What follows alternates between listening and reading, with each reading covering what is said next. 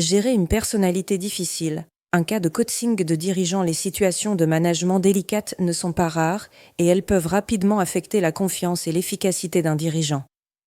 Aujourd'hui, je partage avec vous l'histoire de Laurence, directrice opérationnelle dans un grand groupe industriel public qui a traversé une période complexe avant de retrouver son leadership.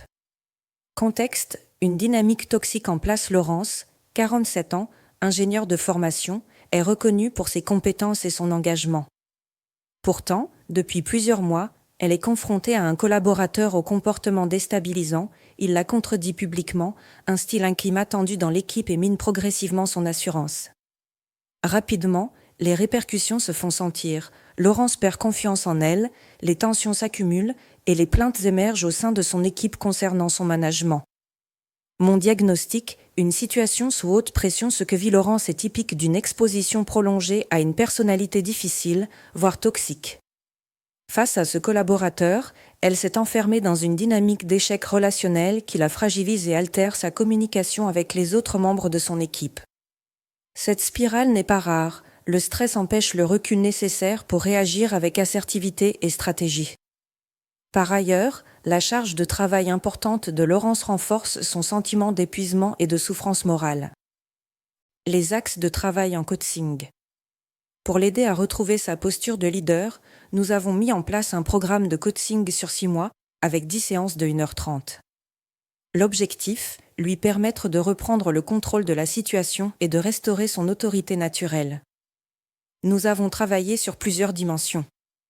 Prendre du recul et se protéger psychologiquement pour ne plus être déstabilisé. Adapter sa communication à la personnalité difficile du collaborateur. Poser des limites claires et s'affirmer avec aplomb. Retrouver confiance en soi et valoriser son leadership. Ressouder et réengager l'équipe afin de restaurer un climat de travail serein. Les résultats obtenus.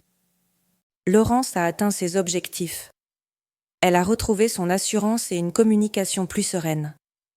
Son leadership s'est renforcé, lui permettant de recadrer efficacement la dynamique conflictuelle. Le collaborateur difficile, voyant que son impact s'amenuisait, a pris la décision de quitter l'entreprise. L'équipe a retrouvé un environnement de travail plus stable et productif. Ce cas illustre bien qu'en situation de tension, il est essentiel d'adopter les bonnes stratégies pour ne pas subir et reprendre le contrôle. Conclusion: faire face aux personnalités difficiles, un enjeu de leadership. Les dirigeants doivent parfois composer avec des personnalités complexes qui testent leur résilience. Un accompagnement adapté permet de déjouer ces dynamiques toxiques et de retrouver force et impact. Responsable ressources humaines, manager et dirigeant, vous êtes confronté à une situation similaire ? Je vous invite à prendre rendez-vous pour discuter de vos problématiques et explorer ensemble des solutions sur mesure. Stéphanie Roel, plus 530 managers et dirigeants coachés, 25 ans d'expérience, executive coach, superviseur, conférencière.